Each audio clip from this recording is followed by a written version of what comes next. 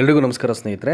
ಈ ಕ್ರೈಸ್ ಟೀಚರ್ ರಿಕ್ರೂಟ್ಮೆಂಟ್ಗೆ ಸಂಬಂಧಪಟ್ಟ ಹಾಗೆ ತುಂಬ ಜನ ಎಕ್ಸಾಮ್ ಪ್ಯಾಟರ್ನ್ ಹೇಗಿರುತ್ತೆ, ಎಷ್ಟು ಮಾರ್ಕ್ಸ್ಗೆ ಈ ಒಂದು ಎಕ್ಸಾಮಿನೇಷನ್ ಕಂಡಕ್ಟ್ ಆಗುತ್ತೆ ಇವೆಲ್ಲವನ್ನು ಕೇಳಿದ್ದಾರೆ. ಆ್ಯಂಡ್ ನಂಬರ್ ಆಫ್ ಪೇಪರ್ಸ್ ಎಷ್ಟಿರ್ತಿದೆ ಮತ್ತು ಯಾವ್ಯಾವ ಒಂದು ಟಾಪಿಕ್ ಮೇಲೆ ಪ್ರಶ್ನೆಗಳನ್ನು ಕೇಳಲಾಗುತ್ತೆ, ಹೀಗೆಲ್ಲ ಸಾಕಷ್ಟು ಪ್ರಶ್ನೆಯನ್ನು ಕಮೆಂಟ್ ಸೆಕ್ಷನಲ್ಲಿ ಕೇಳಿದ್ದಾರೆ.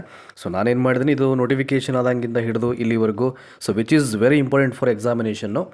ಸೊ ಅದನ್ನು ಇಲ್ಲಿ ಆಯ್ಕೆ ಮಾಡಿಕೊಂಡು ನಿಮಗೆ ಮಾಹಿತಿಯನ್ನು ಕೊಡ್ತಕ್ಕಂಥ ಪ್ರಯತ್ನ ಮಾಡ್ತಾಯಿದ್ದೀನಿ. ಆ್ಯಂಡ್ ಇವತ್ತು ಎಷ್ಟು ಪೇಪರ್ಸ್ ಇರುತ್ತೆ, ಯಾವ ಸಬ್ಜೆಕ್ಟ್ ಇರುತ್ತೆ ಮತ್ತು ಅಲ್ಲಿ ಏನು ಕೇಳಲಾಗುತ್ತೆ ಅಂತ, ಯಾವ ಟಾಪಿಕ್ ಮೇಲೆ ನಿಮಗೆ ಪ್ರಶ್ನೆಗಳನ್ನು ಎಣೆಯಲಾಗಿರುತ್ತೆ ಅವೆಲ್ಲವನ್ನು ನೋಡೋಣ. ಈಗ ನೋಡಿ, ಇಲ್ಲಿ ಕನ್ನಡ ಕಡ್ಡಾಯ ಪರೀಕ್ಷೆ ಅಂತಿದೆ ಅಥವಾ ಕನ್ನಡ ಭಾಷಾ ಪರೀಕ್ಷೆ ಅಂತಿದೆ. ಸಿಂಪಲಾಗಿ ಅರ್ಥ ಮಾಡ್ಕೊಳ್ಳಿ.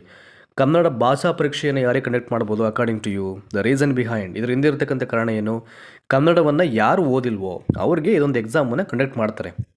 ಆಯಿತಾ, ಕನ್ನಡವನ್ನು ನೀವು ಯಾರು ಓದಿದಿರೋ SSLCಯಲ್ಲಿ, PUCಯಲ್ಲಿ ಅಥವಾ ತತ್ಸಮಾನ ವಿದ್ಯಾರ್ಹತೆ ಅಂತ ಘೋಷಣೆ ಮಾಡಿದಂಥ ಯಾವುದೇ ಕೋರ್ಸಲ್ಲಾಗಲಿ ನೀವು ಕನ್ನಡವನ್ನು ಓದಿದರೆ ನಿಮಗೇನು ಕನ್ನಡ ಭಾಷಾ ಪರೀಕ್ಷೆಯನ್ನು ತಗೊಳ್ತಕ್ಕಂಥ ಅವಶ್ಯಕತೆ ಇಲ್ಲ.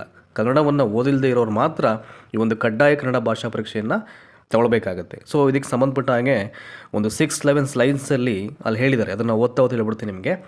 ಅಭ್ಯರ್ಥಿಯು ಕರ್ನಾಟಕ ಪ್ರೌಢಶಿಕ್ಷಣ ಪರೀಕ್ಷಾ ಮಂಡಳಿಯು ನಡೆಸ್ತಕ್ಕಂಥ SSLC ಪರೀಕ್ಷೆಯಲ್ಲಿ ಅಥವಾ ರಾಜ್ಯ ಸರ್ಕಾರವು ಅದಕ್ಕೆ ತತ್ಸಮಾನವೆಂದು ಘೋಷಣೆ ಮಾಡಿದಂಥ ಇಲ್ಲ SSLC ಪರೀಕ್ಷೆಯಲ್ಲಿ ಅಥವಾ SSLC ಪರೀಕ್ಷೆಗೆ ತತ್ಸಮಾನ ಅಂತ ಡಿಕ್ಲೇರ್ ಮಾಡಿದಂಥ ಯಾವುದೇ ಎಕ್ಸಾಮ್ ಆಗಲಿ ಅಥವಾ SSLCಗಿಂತ ಉನ್ನತ ಮಟ್ಟದ ಪರೀಕ್ಷೆಗಳಲ್ಲಿ ಲೈಕ್ PUC ಆಗಿರ್ಬೋದು, ಉನ್ನತ ಮಟ್ಟದ ಪರೀಕ್ಷೆಗಳಲ್ಲಿ ಕನ್ನಡ ವಿಷಯವನ್ನು ಏನು ಮಾಡಬೇಕು, ಪ್ರಥಮ ಮತ್ತು ದ್ವಿತೀಯ ಭಾಷೆಯಾಗಿ ಅಭ್ಯಸಿಸಿದ್ದರೆ.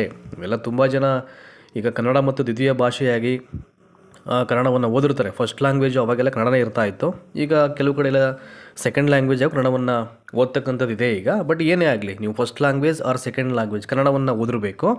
ಅಥವಾ ಕನ್ನಡ ಮಾಧ್ಯಮದಲ್ಲಿ ಅಧ್ಯಯನ ಮಾಡಿ ಇಂತಹ ಪರೀಕ್ಷೆಗಳನ್ನು ಪಾಸು ಮಾಡಿದ್ದರೆ ಅಥವಾ ಆಯೋಗ ಅಥವಾ ಇನ್ನಿತರ ಯಾವುದೇ ಆಯ್ಕೆ ಪ್ರಾಧಿಕಾರವು ಈ ಹಿಂದೆ ನಡೆಸಿದ ಕನ್ನಡ ಭಾಷೆಯ ಪರೀಕ್ಷೆಯಲ್ಲಿ ಕನ್ನಡ ಕಡ್ಡಾಯ ಪರೀಕ್ಷೆ ಅದರಲ್ಲಿ ಉತ್ತೀರ್ಣರಾಗಿದ್ದರೆ, ನೀವು ಪಾಸಾಗಿದ್ದರೆ ಅಂತಹ ಅಭ್ಯರ್ಥಿಗಳಿಗೆ ಕನ್ನಡ ಭಾಷಾ ಪರೀಕ್ಷೆಯಿಂದ ವಿನಾಯಿತಿಯನ್ನು ನೀಡಲಾಗ್ತಾ ಇದೆ. ಏನಂಗಂದರೆ, ನೀವು ಕನ್ನಡವನ್ನು ಓದಿದ್ದೇ ಆದರೆ, ಅಧ್ಯಯನ ಮಾಡಿದ್ದೇ ಆದರೆ SSLC ಪರೀಕ್ಷೆಯಲ್ಲಿ ಅಥವಾ ಅದಕ್ಕೆ ತತ್ಸಮಾನವಾದಂಥ ಪರೀಕ್ಷೆಯಲ್ಲಿ ಅಥವಾ ಅದಕ್ಕಿಂತ ಉನ್ನತ ಮಟ್ಟದ ಯಾವುದೇ ಎಕ್ಸಾಮ್ಸಲ್ಲಿ ನೀವು ಕನ್ನಡವನ್ನು ಓದಿದರೆ ಅಥವಾ SSLC ಮತ್ತು PUCಯಲ್ಲಿ ಫಸ್ಟ್ ಲ್ಯಾಂಗ್ವೇಜ್ ಅಥವಾ ಸೆಕೆಂಡ್ ಲ್ಯಾಂಗ್ವೇಜ್ ಆಗಿ ಕನ್ನಡವನ್ನು ಅಭ್ಯಾಸ ಮಾಡಿದರೆ ಅಥವಾ ಏನಾದರೂ ಸರ್ಕಾರಗಳು ಕನ್ನಡ ಭಾಷೆಗೆ ಸಂಬಂಧಪಟ್ಟಂಥ ಪರೀಕ್ಷೆಗಳನ್ನು ನಿಮಗೆ ಕೊಟ್ಟು ಅದರಲ್ಲಿ ನೀವು ಪಾಸಾಗಿದ್ದರೆ, ಆಯೋಗಗಳು ನಡೆಸ್ತಕ್ಕಂಥ ಎಕ್ಸಾಮಲ್ಲಿ ನೀವು ಪಾಸಾಗಿದ್ದರೆ ಅಥವಾ ಯಾವುದಾದ್ರು ಆಯ್ಕೆ ಪ್ರಾಧಿಕಾರ ಕಂಡಕ್ಟ್ ಮಾಡ್ತಕ್ಕಂಥ ಎಕ್ಸಾಮ್ಸಲ್ಲಿ ಕನ್ನಡ ಭಾಷಾ ಪರೀಕ್ಷೆಯಲ್ಲಿ ನೀವು ಪಾಸಾಗಿದ್ದರೆ ಈ ಹಿಂದೆ ನಿಮಗೆ ಯಾವುದೇ ರೀತಿಯ ಕನ್ನಡ ಪರೀಕ್ಷೆಯ ಅದನ್ನು ತಗೊಳ್ತಕ್ಕಂಥ ಅವಶ್ಯಕತೆ ಇಲ್ಲ. ಆಯಿತಾ,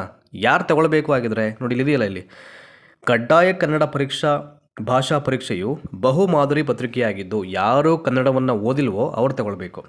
ಸೊ 150 ಅಂಕಗಳಿಗೆ ಈ ಕನ್ನಡ ಭಾಷಾ ಪರೀಕ್ಷೆ ಇರುತ್ತೆ. MCQ ಎಲ್ಲವೂ ಕೂಡ. ದೇರ್ ಇಸ್ ನೋ ಇಲ್ಲಿ ನಿಮಗೆ ವಿವರಣಾತ್ಮಕ ಮಾದರಿಯ ಪ್ರಶ್ನೆಗಳಂತೂ ಇರೋದಿಲ್ಲ. ಇಲ್ಲಿ 150 ಅಂಕಗಳನ್ನು ಒಳಗೊಂಡಿರುತ್ತೆ ಇಲ್ಲಿ. ಮತ್ತು ಅಭ್ಯರ್ಥಿಗಳು ಇದರಲ್ಲಿ 150ಕ್ಕೆ ಕ್ವಾಲಿಫೈಡ್ ಆಗಬೇಕು ಅಂದರೆ ಮಿನಿಮಮ್ 50 ಅಂಕವನ್ನು ಗಳಿಸಬೇಕು. ಗೈರು ಹಾಜರಾದ ಮತ್ತು ಕನಿಷ್ಠ 50 ಅಂಕಗಳನ್ನು ಗಳಿಸದ ಆಬ್ಸೆಂಟ್ ಆದರೆ ಇನ್ ಕೇಸು ಈ ಒಂದು ಎಕ್ಸಾಮಲ್ಲಿ, ಅಂದರೆ ಕನ್ನಡವನ್ನು ಯಾರು ಅಧ್ಯಯನ ಮಾಡೇ ಇಲ್ವೋ ಅವರು ಎಕ್ಸಾಮ್ ತಗೊಳ್ಬೇಕು. ತಗೊಂಡಾಗ ಅಪ್ಲಿಕೇಶನ್ ಆಗಿಬಿಟ್ಟು ಈ ಎಕ್ಸಾಮ್ಗೆ ಆಬ್ಸೆಂಟ್ ಆದರೆ ಅಥವಾ ಅವರೇನು ಕ್ವಾಲಿಫೈಡ್ ಮಾರ್ಕ್ಸನ್ನು ಇಲ್ಲಿ ಮೆನ್ಷನ್ ಮಾಡಿದರೆ ಆ ಕ್ವಾಲಿಫೈಡ್ ಮಾರ್ಕ್ಸನ್ನು ತಗೊಳ್ಳದೇ ಇದ್ದರೆ ಆ ಅಭ್ಯರ್ಥಿಗಳು ಆಯ್ಕೆಯ ಪ್ರಕ್ರಿಯೆಗೆ ಅರ್ಹರಾಗಲ್ಲ. ಅರ್ಥ ಮಾಡ್ಕೊಳ್ಳಿ, ಅವು ಯಾವುದೇ ರೀತಿ ಆಯ್ಕೆಯ ಪ್ರಕ್ರಿಯೆಗೆ ಅವ್ರನ್ನ ಕನ್ಸಿಡರ್ ಮಾಡಲ್ಲ ಅಂತ ಹೇಳಿಬಿಟ್ಟಿದ್ದಾರೆ. ಆಮೇಲೆ ಇನ್ನೊಂದು, ಈ ಪ್ರಶ್ನೆ ಪತ್ರಿಕೆಯನ್ನು ತುಂಬ ಟಫೆಸ್ಟ್ ಕ್ವಶನ್ ಪೇಪರ್ ಅಲ್ಲ ಅದು. ಕನ್ನಡ ಭಾಷಾ ಪರೀಕ್ಷೆಗೆ ಏನು ಎಕ್ಸಾಮ್ ಮಾಡ್ತಾರೆ 150ಕ್ಕೆ, ಅದು ಬೇಸ್ಡ್ ಆನ್ ನೀವೇನು SSLC ಹಂತದಲ್ಲಿ ಪ್ರಥಮ ಭಾಷೆ ಕನ್ನಡವನ್ನು ಮಾನದಂಡವನ್ನಾಗಿ ಇಟ್ಕೊಂಡು ನೀವೇನು ಓದಿರ್ತೀರ ನೀವು. ಸೊ ಬೇಸ್ಡ್ ಆನ್ ಆ ಒಂದು ಪ್ರಶ್ನೆಯನ್ನು ಕೇಳಾಗುತ್ತೆ. ಕಡ್ಡಾಯ ಕನ್ನಡ ಭಾಷಾ ಪರೀಕ್ಷೆಯಲ್ಲಿ ಪಡೆದ ಅಂಕಗಳನ್ನು ಜ್ಯೇಷ್ಠತೆಗೆ ಅಥವಾ ಹುದ್ದೆಗಳ ಆಯ್ಕೆಗೆ ಪರಿಗಣಿಸುವುದಿಲ್ಲ ಅಂತ ಹೇಳಿದರೆ, ನಿಮಗೆ ಯಾವುದೇ ಮೆರಿಟ್ಗೆ ಕನ್ಸಿಡರ್ ಮಾಡಲ್ಲ. ಅಂದರೆ ಕನ್ನಡವನ್ನು ಯಾರು ಅಧ್ಯಯನ ಮಾಡಿಲ್ವೋ ಅವ್ರಿಗೆ ಎಷ್ಟು ಜ್ಞಾನ ಇದೆ, ಕರ್ನಾಟಕ ಕನ್ನಡ ಭಾಷೆ ಸಾಹಿತ್ಯಕ್ಕೆ ಸಂಬಂಧಪಟ್ಟ ಹಾಗೆ ಅವ್ರಿಗೆ ಎಷ್ಟು ನಾಲೆಡ್ಜ್ ಇದೆ ಅದನ್ನು ಚೆಕ್ ಮಾಡಲಿಕ್ಕೋಸ್ಕರ ಇಲ್ಲಿ ಈ ಎಕ್ಸಾಮನ್ನು ಮಾಡುವಂಥದ್ದು. ಹಂಗನ್ಬಿಟ್ಟು ಇದರಲ್ಲಿ ನೀವು 50ಕ್ಕಿಂತ ಜಾಸ್ತಿ ತಗೊಂಡ್ರು, ಕ್ವಾಲಿಫೈಡ್ ಮಾರ್ಕ್ಸ್ಗಿಂತ ಜಾಸ್ತಿ ತಗೊಂಡ್ರು ಇಲ್ಲಿ ಯಾವುದೇ ಮೆರಿಟ್ಗೆ ಕನ್ಸಿಡರ್ ಮಾಡಲ್ಲ. ಆದರೆ ಆಯ್ಕೆ ಪ್ರಕ್ರಿಯೆಗೆ ಇಲ್ಲಿ ನೀವು ಅರ್ಹರಾಗಲ್ಲ ಪಾಸ್ ಆಗದೇ ಇದ್ದರೆ. ಆಯಿತಾ, ನೀವು ಇಲ್ಲಿ ಕ್ವಾಲಿಫೈಡ್ ಆದರೆ ನಿಮ್ಮ ಮೆರಿಟಿಗೆ ಅದನ್ನು ಕನ್ಸಿಡರ್ ಮಾಡಲ್ಲ. ಡಿಫ್ರೆನ್ಸ್ ಅರ್ಥ ಮಾಡ್ಕೋಬೇಕಿಲ್ಲಿ. ಆಯಿತಾ, ನೆಕ್ಸ್ಟ್ ಈಗ ಮೇನ್ ಪೇಪರ್ಸು ಇಲ್ಲಿ ದ ಪೇಪರ್ 1 ಬಂದು ನಿಮಗೆ GK ಪೇಪರ್ ಅಂತ ಇರುತ್ತೆ. ನಿಮಗೆಲ್ಲ ಗೊತ್ತಿರುತ್ತೆ, ಯಾವುದೇ ಸರ್ಕಾರಿ ಪರೀಕ್ಷೆಗಳಲ್ಲಿ the first paper is always ಅದು belongs to G K paper. ಅದು ಜಿ ಕೆಗೆ ಸೇರಿದಂಥ ಒಂದು ಪತ್ರಿಕೆ ಆಗಿರುತ್ತೆ ನಿಮಗೆ. ಸೊ ಅಲ್ಲಿ ಜನರಲ್ ನಾಲೆಡ್ಜ್ ಅಂತಂದರೆ ಎಲ್ಲ ವಿಷಯಗಳು ನಿಮ್ಗೆ ಏನಾಗುತ್ತೆ ಇನ್ಕ್ಲೂಡಿಂಗ್ ಆಗಿರುತ್ತೆ. ಫಾರ್ ಎಕ್ಸಾಂಪಲ್ ಕರೆಂಟ್ ಅಫೇರ್ಸ್ ಆಗಿರ್ಬೋದು. ನೋಡಿ 100 ಮಾರ್ಕ್ಸ್ ಇರುತ್ತೆ ಜಿ ಕೆ ಪೇಪರು. ಸೊ ಒಟ್ಟು ಪ್ರಶ್ನೆಗಳು 100, ಗರಿಷ್ಠ ಅಂಕಗಳು 100, ಅವಧಿ ಡ್ಯೂರೇಷನ್ನು 2 ಗಂಟೆ. 100 ಮಾರ್ಕ್ಸ್ಗೆ ನಿಮಗೆ 2 hours ಟೈಮ್ ಇರುತ್ತೆ ಆಯಿತಾ. ಎಲ್ಲವೂ ಕೂಡ MCQ ಮಾದರಲ್ಲಿ ಇರುತ್ತೆ ಪ್ರಶ್ನೆ ಪತ್ರಿಕೆಗಳು.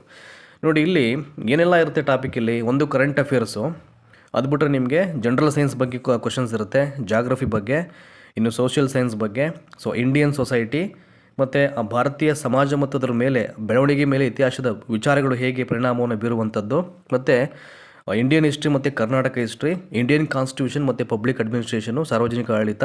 ಇನ್ನು ಅದು ಬಿಟ್ಟರೆ ಎಕ್ಸ್ಪೆರಿಮೆಂಟಲ್ ನಾಲೆಡ್ಜ್ ಅಂತ ಹೇಳ್ತಾರೆ. ಇನ್ನು ಬೌದ್ಧಿಕ ಸಾಮರ್ಥ್ಯಕ್ಕೆ ಸಂಬಂಧಪಟ್ಟಂಥ ವಿಚಾರಗಳು ನಿಮಗೆಲ್ಲ ಗೊತ್ತಿರ್ತಿದ್ದನ್ನು. ಇನ್ನು ಈ ಕರ್ನಾಟಕ ಸಾಮಾಜಿಕ ಮತ್ತು ಸಾಂಸ್ಕೃತಿಕ ಇತಿಹಾಸದ ವಿಚಾರಗಳು. ಇನ್ನು ಅದು ಬಿಟ್ಟರೆ ಸ್ವಾತಂತ್ರ್ಯ ನಂತರದಲ್ಲಿ ಕರ್ನಾಟಕ ಭೂ ಸುಧಾರಣೆಗಳು ಮತ್ತು ಸಾಮಾಜಿಕ ಬದಲಾವಣೆಗಳ ವಿಷಯಗಳು. ಇನ್ನು ಕರ್ನಾಟಕದ ಅರ್ಥವ್ಯವಸ್ಥೆ, ದ ಎಕನಾಮಿಕ್ಸ್ ಆಫ್ ಕರ್ನಾಟಕ ಮತ್ತು ಅದರ ಸಾಮರ್ಥ್ಯ, ದೌರ್ಬಲ್ಯತೆ, ಈಗ ಪ್ರೆಸೆಂಟು ಅದರ ಸ್ಥಿತಿಗತಿ ಹೇಗಿರುತ್ತೆ, ಇದ್ರ ಮೇಲೆ ಪ್ರಶ್ನೆಯನ್ನು ಕೇಳಲಾಗುತ್ತೆ. ಅದಷ್ಟೇ ಅಲ್ಲ, ಗ್ರಾಮೀಣಾಭಿವೃದ್ಧಿ ಮತ್ತು ಪಂಚಾಯತ್ ರಾಜ್ ಸಂಸ್ಥೆಗಳು ಮತ್ತು ಗ್ರಾಮೀಣ ಸಹಕಾರ ಸಂಸ್ಥೆಗಳ ವಿಚಾರಗಳು ಮತ್ತು ಕರ್ನಾಟಕ ಪರಿಣಾಮಕಾರಿ ಆಡಳಿತಾತ್ಮಕವಾಗಿ ವಿಜ್ಞಾನ ಮತ್ತು ತಂತ್ರಜ್ಞಾನದ ಪಾತ್ರ ಕುರಿತಂಥ ವಿಚಾರಗಳು, ಕರ್ನಾಟಕದ ಪರಿಸರ ಸಂಬಂಧಿ ಸಮಸ್ಯೆಗಳು ಮತ್ತು ಅಭಿವೃದ್ಧಿ ಕುರಿತಂಥ ವಿಷಯಗಳು ಮತ್ತು ಬೌದ್ಧಿಕ ಸಾಮರ್ಥ್ಯದ ವಿಷಯಗಳು. ಇಷ್ಟು ಟಾಪಿಕ್ಸ್ ಮೇಲೆ ಏನಾಗುತ್ತೆ ಪೇಪರ್ 1ನಲ್ಲಿ ನಿಮಗೆ ಪ್ರಶ್ನೆಯನ್ನು ಕೇಳಲಾಗುತ್ತೆ. ಇದು 100 ಮಾರ್ಕ್ಸು ನಿಮಗೆ. ಅರ್ಥ ಆಯಿತಾ? 2 hours ಟೈಮ್ ಇರುತ್ತೆ.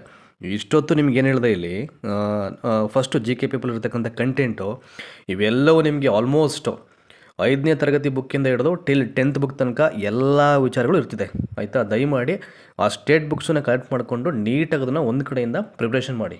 ಸೊ ಆಲ್ ದ ಕಂಟೆಂಟ್ಸು ನಿಮಗೆ ಇಲ್ಲಿ ಮಿಕ್ಸ್ ಆಗಿರುತ್ತೆ ಅದು. ಸೊ ನಿಮಗೆ ಈ ಕರೆಂಟ್ ಅಫೇರ್ಸ್ಗೆ ಒಂದಷ್ಟು ಈ ಏನು ಈ ಮ್ಯಾಗಝೈನ್ಸ್ ಎಲ್ಲ ಬರ್ತಿದೆ ಅವುಗಳಲ್ಲಿ ವಿಚ್ ಇಸ್ ಬೆಸ್ಟ್ ಅದನ್ನು ಪರ್ಚೇಸ್ ಮಾಡಿ ನೀವು ಓದಲಿಕ್ಕೆ ಒಂದು ಟೈಮ್ ಟೇಬಲ್ ಹಾಕ್ಕೊಳ್ಳಿ ಆಯಿತಾ. ಇದು ಪೇಪರ್ 1. ಸೊ ಇನ್ನೊಂದು ಬಂದು ಪೇಪರ್ 2. ನೋಡಿ ಈ ಒಂದು ಎಕ್ಸಾಮಲ್ಲಿ ಮೇಯ್ನ್ ಇರುವಂಥದ್ದು 2 ಪೇಪರು. ಇನ್ನೊಂದು ಪೇಪರ್ ಏನಪ್ಪ ಅಂತಂದರೆ, ನೀನು ಅವಾಗಲೇ ಹೇಳಿದೆ ನಾನು, ಕನ್ನಡವನ್ನು ಯಾರು ಓದಿಲ್ವೋ, ಅಭ್ಯಾಸ ಮಾಡಿಲ್ವೋ ಅಥವಾ ಅಧ್ಯಯನ ಮಾಡಿಲ್ಲೋ ಅವ್ರಿಗೆ ಅದು ಆಯಿತಾ. ಸೊ ಇಲ್ಲಿ ಪೇಪರ್ 2 ಬಂದು ನಿಮಗೆಲ್ಲ ಗೊತ್ತಿದೆ, ಇಟ್ಸ್ ಎ ಸ್ಪೆಸಿಫಿಕ್ ಪೇಪರ್, ನಿರ್ದಿಷ್ಟ ಪ್ರಶ್ನೆ ಪತ್ರಿಕೆ ಅಂತ ಹೇಳ್ತಾರೆ. ಅಂದರೆ ಸಬ್ಜೆಕ್ಟ್ಗೆ ಪೂರಕವಾಗಿ ಇಲ್ಲಿ ಪ್ರಶ್ನೆಯನ್ನು ಕೇಳಾಗುತ್ತೆ. ಫಾರ್ ಎಕ್ಸಾಂಪಲ್ ನೀವು ಕನ್ನಡ ಭಾಷೆಯ ಟೀಚರ್ಸ್ ಆಗಬೇಕು ಅಂತ ಅಪ್ಲಿಕೇಶನ್ ಹಾಕಿದರೆ ಅಲ್ಲಿ ಕನ್ನಡಕ್ಕೆ ಸಂಬಂಧಪಟ್ಟಂಥ ಪ್ರಶ್ನೆಯನ್ನು ಕೇಳಾಗುತ್ತೆ. ಕನ್ನಡದ ನಾಡು ನುಡಿ, ಕಲ್ಚರು ಮತ್ತು ಮುಖ್ಯವಾಗಿ ಕನ್ನಡ ವ್ಯಾಕರಣಕ್ಕೆ ಸಂಬಂಧಪಟ್ಟ ಹಾಗೆ, ಸಾಹಿತಿಗಳ ಬಗ್ಗೆ ಅಲ್ವಾ, ಕನ್ನಡ ಬೋಧನಾ ಶಾಸ್ತ್ರಕ್ಕೂ ಸಂಬಂಧಪಟ್ಟ ಹಾಗೆ ಕೇಳ್ಬೋದು. ಸೊ ನಾನು ಕೂಡ ಲಾಸ್ಟ್ ಫ್ಯೂ ಡೇಸಿಂದ ದ ಪ್ರೀವಿಯಸ್ ಕ್ರೈಸ್ ರಿಕ್ರೂಟ್ಮೆಂಟ್ ಏನು ಕಂಡಕ್ಟ್ ಆಗಿದೆ ಎಲ್ಲ ಪೇಪರ್ಸನ್ನು ಸರ್ಚ್ ಮಾಡಲಿಕ್ಕೆ ನಾನು ಪ್ರಯತ್ನ ಮಾಡ್ತಾಯಿದ್ದೀನಿ. ಗೊತ್ತಿರೋರಿಗೆಲ್ಲವೂ ಕೇಳಿದ್ದೀನಿ ನಾನು. ನನಗೆ ಬಂತು ಅಂತಂದರೆ ವಾಟ್ಸಪ್ ಟೆಲಿಗ್ರಾಮ್ಲಿ ನಾನು ಶೇರ್ ಮಾಡ್ತೀನಿ PDF-ನ. And at the same time ಆ ಪ್ರಶ್ನೆ ಪತ್ರಿಕೆಯನ್ನು ಇಟ್ಕೊಂಡು ವಿಡಿಯೋ ಮಾಡ್ತಕ್ಕಂಥ ಪ್ರಯತ್ನ ಕೂಡ ನಾನು ಮಾಡ್ತೀನಿ. ಹಾಗಾಗಿ ವಾಹಿನಿಯನ್ನು ರೆಗ್ಯುಲರ್ ಆಗಿ ವಾಚ್ ಮಾಡೋ ಪ್ರಯತ್ನ ಮಾಡಿ ಆಯಿತಾ. ಇದು ನಿಮಗೆ ಸಬ್ಜೆಕ್ಟಿವ್ ಪೇಪರ್. ಕನ್ನಡ ಆದರೆ ಕನ್ನಡಕ್ಕೆ ಸಂಬಂಧಪಟ್ಟ ಪ್ರಶ್ನೆಗಳು, ಸೈನ್ಸ್ ಆದರೆ ಅದಕ್ಕೆ ಪೂರಕವಾದ ಪ್ರಶ್ನೆಗಳು, ಮ್ಯಾಥ್ಸ್ ಆದರೆ ಅದಕ್ಕೆ ರಿಲೇಟೆಡ್ ಕ್ವಶನ್ಸು ಆಯಿತಾ. ಅಂದರೆ ಪ್ಯೂರ್ಲಿ ಬೇಸ್ಡ್ ಆನ್ ಸಬ್ಜೆಕ್ಟಿವ್ ಕ್ವಶನ್ಸನ್ನ ಕೇಳಲಾಗುತ್ತೆ. ಇಲ್ಲಿ ಯಾವುದೇ ರೀತಿಯ ಜಿ ಕೆ ಕ್ವಶನ್ಸು ನಿಮಗೆ ಪ್ರಿಪೇರ್ ಆಗಿರೋದಿಲ್ಲ. ಸೊ ಇಲ್ಲಿಯೂ ಕೂಡ 100 ಅಂಕ ಇರ್ತಿದೆ ನಿಮಗೆ, 100 ಪ್ರಶ್ನೆಗಳು ಮತ್ತು ಟೈಮಿಂಗ್ಸ್ ಡ್ಯೂರೇಷನ್ ಬಂದು 2 hours ಇರುತ್ತೆ. 2 ಪತ್ರಿಕೆ ನಿಮಗೆ ಇಲ್ಲಿ ಟೋಟಲ್ ಆಗಿ 4 hours ಇರುತ್ತೆ ಆಯಿತಾ. ಆಮೇಲೆ ನೋಡಿ ಇಲ್ಲಿ ಹೇಳಿದ್ರಲ್ಲ ಇಲ್ಲಿ, ಸೊ ಎಷ್ಟು ಸ್ಕೋರ್ ಮಾಡಬೇಕು ಅಂತ ಅಂದ್ಬಿಟ್ಟು, ಸ್ಪರ್ಧಾತ್ಮಕ ಪರೀಕ್ಷೆಗೆ ವಿವರವಾದ ವೇಳಾಪಟ್ಟಿಯನ್ನು ಪ್ರಾಧಿಕಾರದ ವೆಬ್ಸೈಟ್ ನಂತರ ಪ್ರಕಟಿಸಲಾಗುವುದು ಹೇಳ್ತಾರೆ. ಅದು ಅಪ್ಕಮಿಂಗ್ ನೋಟಿಫಿಕೇಶನ್ ಮಾಡಬೇಕಾದ್ರೆ ನೆಕ್ಸ್ಟು ಪ್ರಾಧಿಕಾರದ ವೆಬ್ಸೈಟಿಂದ ಅವ್ರ ಎಕ್ಸಾಮಿನೇಷನ್ ಅಥಾರಿಟಿ ಅವರೇ ಅವ್ರ ಕಾಲಕ್ಕೆ ಡಿಸ್ಕ್ಲೋಸ್ ಮಾಡ್ತಾ ಬರ್ತಾರೆ ಸ್ಕೆಡ್ಯೂಲ್ಸ್ ಎಲ್ಲ. ನೋಡಿ ಇಲ್ಲಿದೆಯಲ್ಲ, ಸ್ಪರ್ಧಾತ್ಮಕ ಪರೀಕ್ಷೆಯಲ್ಲಿ ಅಭ್ಯರ್ಥಿಯು ಅರ್ಹತೆಗಾಗಿ ಕನಿಷ್ಠ 35% ಅಂಕವನ್ನು ಗಳಿಸುವುದು ಕಡ್ಡಾಯವಾಗಿರುತ್ತೆ. ಸೊ ನೀವು 35% ಸ್ಕೋರನ್ನ ನೀವು ಮಾಡಲೇಬೇಕಾಗತ್ತೆ ಇಲ್ಲಿ ಆಯಿತಾ. ಸೊ ಕನಿಷ್ಠ ಅಂಕವನ್ನು ಗಳಿಸಿದ ಅಭ್ಯರ್ಥಿಗಳು ಆಯ್ಕೆ ಪ್ರಕ್ರಿಯೆಗೆ ಅನರ್ಹರಾಗುತ್ತಾರೆ ಅಂತ ಹೇಳಿದ್ದಾರೆ. ಸೊ ಅಲ್ಲೇನು ಹೇಳಿದರೆ ಕ್ವಾಲಿಫೈಡ್ ಮಾರ್ಕ್ಸನ್ನು ಅದನ್ನು ಅವರು ಸ್ಕೋರ್ ಮಾಡಲೇಬೇಕು. ಆಮೇಲೆ ನಿಮಗೆಲ್ಲ ಮುಂಚೆನೇ ಹೇಳಿದ್ದೀನಿ, ನೆಗೆಟಿವ್ ವ್ಯಾಲ್ಯೂಯೇಷನ್ ಅಂತೂ ಇದ್ದೇ ಇರ್ತಿದೆ ಆಯಿತಾ. ಸೊ ಒಂದು ಪ್ರಶ್ನೆ ತಪ್ಪು ಮಾಡಿದ್ರೆ ನೀವು 0.25, ಅಲ್ಲಿಗೇನು ಅರ್ಥ ಆಯಿತು, ನೀವು 4 ಪ್ರಶ್ನೆ ತಪ್ಪಾದರೆ ನೀವು 1 ಮಾರ್ಕ್ಸನ್ನು ಕಳ್ಕೊತೀರ. ಸೊ ನೆಗೆಟಿವ್ ವ್ಯಾಲ್ಯೂಯೇಷನ್ನು ಈ ಒಂದು ಎಕ್ಸಾಮಲ್ಲಿ ಇರುತ್ತೆ. ಆಮೇಲೆ ಇನ್ನೂ ತುಂಬ ಜನ TET ಎಕ್ಸಾಮ್ ಕಂಪಲ್ಸರಿನ ಕ್ರೈಸಿಗೆ ಅಂತ ಕೇಳಿದರೆ, ಸೊ ಇಲ್ಲಿಯೂ ಕೂಡ ನೋಟಿಫಿಕೇಷನಲ್ಲಿ ನಾನು ಗೊತ್ತಿರೋಂಗೆ ರೆಫರ್ ಇಲ್ಲಿ ಅವರು ಇಲ್ಲೂ ಉಲ್ಲೇಖ ಮಾಡಿಲ್ಲ. ಅದು ನೋಡ್ತೀನಿ, ನಾನು ಮಾಹಿತಿ ತಗೊಳ್ತೀನಿ. ಯಾಕಂದರೆ ನಾನು ಸುಮ್ಮನೆ ಹೇಳಲಿಕ್ಕೆ ಹೋಗಲ್ಲ, ಯಾರೋ ಹೇಳಿದ್ರು ಅಂತ ಅಂದ್ಬಿಟ್ಟು. ನನಗೆ ಏನಾದರೂ ಅಥೆಂಟಿಕೇಟ್ ದಾಖಲೆ ಬೇಕು, ಅದನ್ನು ಸರ್ಚ್ ಮಾಡ್ತಾಯಿದ್ದೀನಿ. ಸೊ ಅದೇನಾದರೂ ನನಗೆ ತಲುಪ್ತು ಅಂತಂದರೆ ಖಂಡಿತವಾಗ್ಲೂ ಹೇಳ್ತೀನಿ. ಇದಕ್ಕೆ ಏನಾದರೂ ಎಲಿಜಿಬಲ್ ಎಕ್ಸಾಮಿನೇಷನ್ಸನ್ನು ಕಂಪಲ್ಸರಿ ಮಾಡಿದಾರೆ ಅಂತ ಅಂದ್ಬಿಟ್ಟು ನೋಡೋಣ. ಅದು ಒಂದೊಂದು ಕಾಪಿ ಚೆಕ್ ಮಾಡ್ತೀನಿ. ಕಾಲಕ್ಕೆ ಅಲ್ಲಿ ಬಿಡ್ತಾರೆ. ಈ ಅರ್ಹತಾ ಮಾನದಂಡ ಮತ್ತು ಷರತ್ತುಗಳನ್ನು ಅಲ್ಲಿ ಬಿಟ್ಟಾಗ ನಾನು ಹೇಳ್ತೀನಿ ಕಂಪಲ್ಸರಿ ಇದೆಯಾ ಅಂತ ಅಂದ್ಬಿಟ್ಟು ಅಲ್ಲಿವರೆಗೂ ಒಂಚೂರು ವೆಯ್ಟ್ ಮಾಡಿ. ಸೊ ಯಾರು ಕೇಳಿದ್ರು ಎಕ್ಸಾಮಿನೇಷನ್ ಪ್ಯಾಟರ್ನು, ಮಾರ್ಕ್ಸು, ಪೇಪರ್ಸು ಇದ್ರ ಬಗ್ಗೆ ಮಾಹಿತಿ ಕೊಡಿ ಅಂತ ಆಲ್ಮೋಸ್ಟ್ ಈಗ ಎಲ್ಲರಿಗೂ ಒಂದಷ್ಟು ಕ್ಲಿಯರ್ ಕಟ್ಟಾಗಿ ಅರ್ಥ ಆಗಿದೆ ಅಂತ ಭಾವಿಸ್ತಾ ಈ ವಿಡಿಯೋ ಮುಗಿಸ್ತಾ ಇದ್ದೀನಿ. ಸೊ ಇದೇ ರೀತಿಯ ಮಾಹಿತಿಗೆ ದಯಮಾಡಿ ನಮ್ಮ ವಾಹಿನಿಯನ್ನು ಹೀಗೆ ನಿರಂತರವಾಗಿ ನೋಡ್ತಾ ಇರಿ. ಎಲ್ರಿಗೂ ಶೇರ್ ಮಾಡಿ ಕಂಟೆಂಟ್ ಇಷ್ಟ ಆಗಿದ್ರೆ. ಆ್ಯಂಡ್ ಹಾಗೆಯೇ ಡಿಸ್ಕ್ರಿಪ್ಷನ್ ಬಾಕ್ಸಲ್ಲಿ ಒಂದಷ್ಟು ವ್ಯಾಲಿಡ್ ಲಿಂಕ್ಸ್ ಇದೆ ಎಕ್ಸಾಮ್ಗೆ ಪೂರಕವಾಗಿರೋದು, ಎಲ್ಲದಕ್ಕೂ ಕ್ಲಿಕ್ ಮಾಡಿ ಜಾಯ್ನ್ ಆಗಿ. ಮೆಂಬರ್ಶಿಪ್ ಯಾರು ಮಾಡ್ಕೊಳ್ಳಿಲ್ಲ ದಯಮಾಡಿ ಮೆಂಬರ್ಶಿಪ್ ಮಾಡ್ಕೊಳ್ಳಿ, ಅದಕ್ಕೂ ಕೂಡ ಡಿಸ್ಕ್ರಿಪ್ಷನ್ ಬಾಕ್ಸಲ್ಲಿ ಲಿಂಕ್ ಕೊಡ್ತೀನಿ. So thank you so much for watching this video.